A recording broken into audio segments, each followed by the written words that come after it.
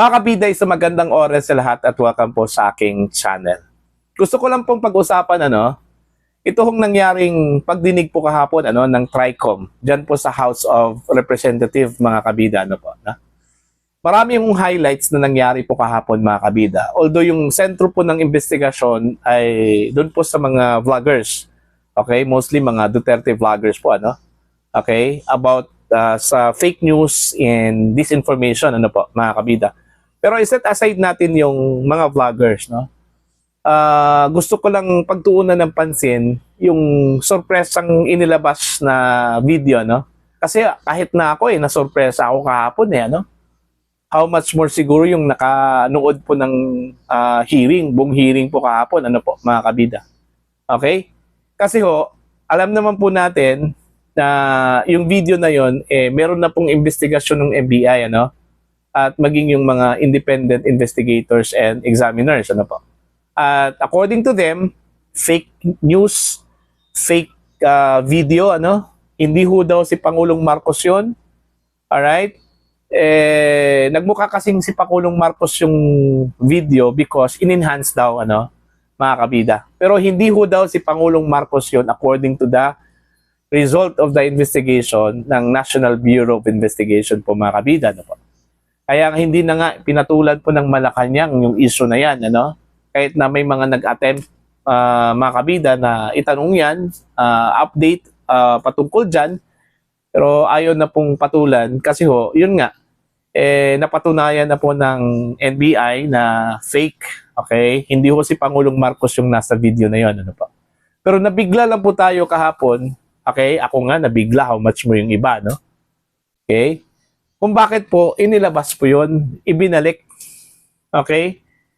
What's the purpose of reviving the issue? Although naintindihan ko po si Congressman Acop, siguro gusto niyang patunayan po, mga kabida, na talagang yung video na yon inilabas po in order to destroy the government, Yun kasi yung sinabi po ni Peebles sa kunanan sa kanya hong affidavit, mga kabida, kahapon.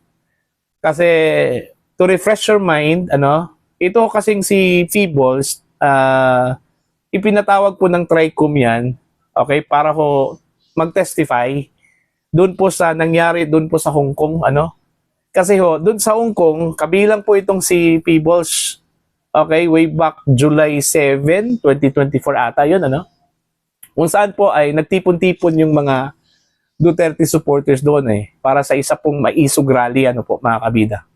And sa isang dinner daw, okay, kasama po ni Peebles kunanan yung mga Duterte supporters, yung mga stalwarts po ng maisog, including Attorney Harry Roque, At doon daw inilabas yung video na yon. Okay?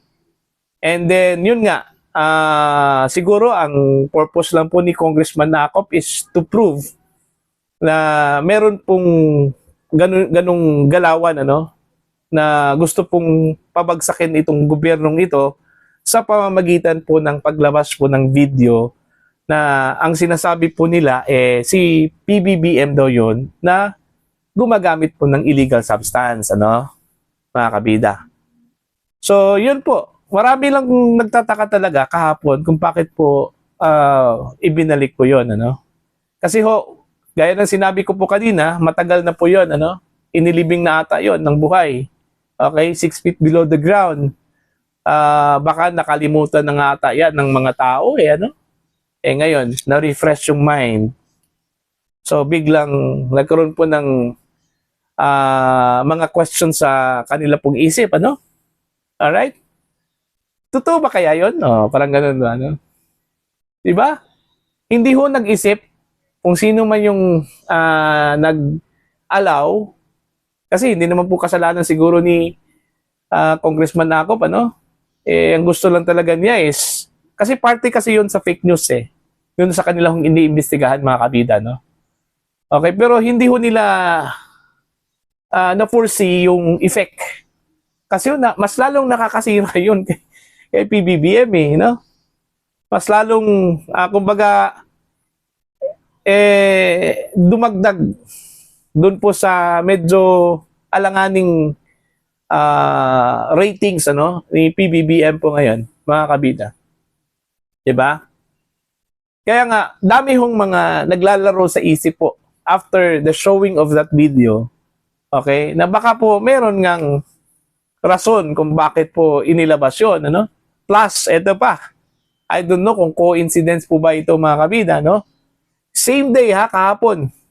Meron pong grupo po ng mga transport operators mula Mindanao, nagpadala po ng sulat ano, kay Pangulong Marcos asking him to undergo a follicle o hair follicle test. Okay? What a coincidence, di ba? Di ba? Naglabas po ng video. Then, on the other side, meron pong humiling, okay, kay PBBM na mag-undergo po ng hair follicle test, di ba? So, ano yun? Coincidence lang po ba yun? Ano? Kaya dahil po doon, mga kabida, may mga naglalaro po ngayon sa isip po ng mga tao, ano?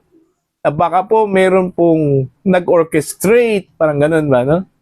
Okay, mas lalong tumindi yung aking pagtatanong po, mga kabida.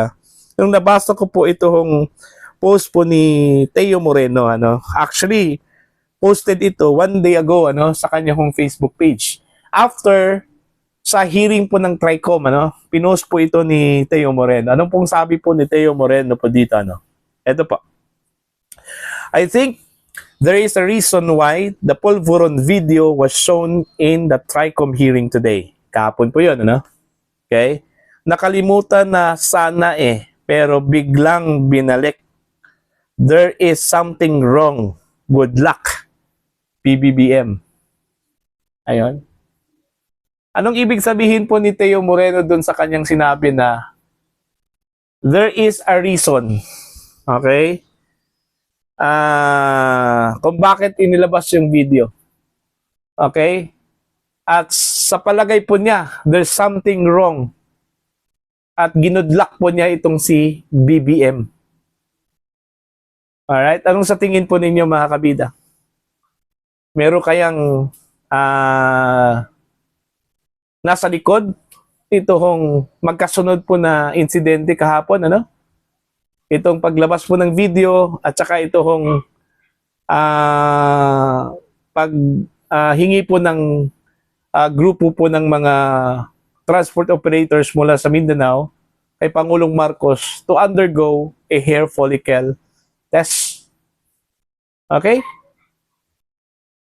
I don't know ha. Para sa akin po parang nakakaduda po, ano? Nakakaduda po, mga kabida. Eto, magbasa lang po tayo ng comment dito sa post po ni Teo. Okay, mga kabida.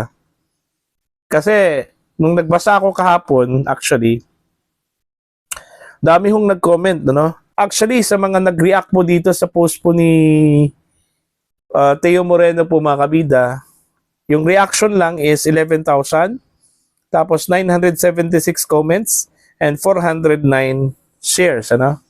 Eto, magbasa po tayo ng ilan sa mga comments po dito. Demolition job for BBM.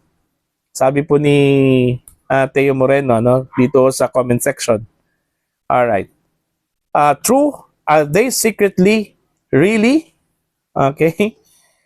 Tapos meron pa po. Ang problema kung magiging topic pa yan next hearing. Baka iwasan yan ng TRICOM. Malay natin. Hindi natin alam, ano? Okay? Nakakatawa. Ngayon, si Talakera, kailan pa naging AI expert? Yung Talakera po na sinabi dito, mga kabida, ito pong si Peebles Cunanan, ano? Okay? Ito pa po. Tama, Jud ka, sir. Okay? Pwede. Excited si Kasin na pumalit. Ayun. Parang may ibig sabihin ano? Tapos I think authenticated ito from the US expert per Maharlika. Iba kasi yung version po ni Maharlika ano, mga kabida. Kay Maharlika po ay authenticated daw ito doon sa US. Pero dito po sa Pilipinas, ang sabi po ng NBI, fake. Okay? Hindi ho si PBBM yon. Ito. Sana ma-demolish na si PBBM. Ayan. Wag naman po. Okay? Learning towards tamba. Doon loyalty nila aiming to impeach VP Sara, OS BBM, and then Tamba will be president. Wish niya lang. Ayan. So, titingnan po natin kung ano talaga yung reason behind. Basta sa akin lang po, naintindihan ko po si Congressman Acop. Siguro gusto lang po niyang patunayan na inilabas yung video na yon, okay, para po pabagsakin yung gobyerno, okay, ni PBBM sa pamamagitan ng paglabas po ng fake video. At ipamukha po na si PBBM yung nasa video na yon na gumagamit po ng illegal substance. Yun yung aking opinion doon po sa paglabas po ng video ni Congressman Acop. Pero doon po sa magkasunod po na incident, yung video at saka ito kong letter mula sa mga transport operators asking PBBM to undergo hair follicle test, medyo nakakaduda po yun, mga kabida. Okay? So, abangan na lang po natin. Baka po may mga lalabas po sa mga araw po, from now, mga kabida. Alright? For your comment and for your opinion, you can comment down. Sa mga hindi pa po subscribers sa aking channel, please subscribe. Just click the subscribe button, click the notification bell, click all para updated po kayo, mga kabida, sa aking mga uploads. Maraming salamat po sa inyong lahat. God bless po.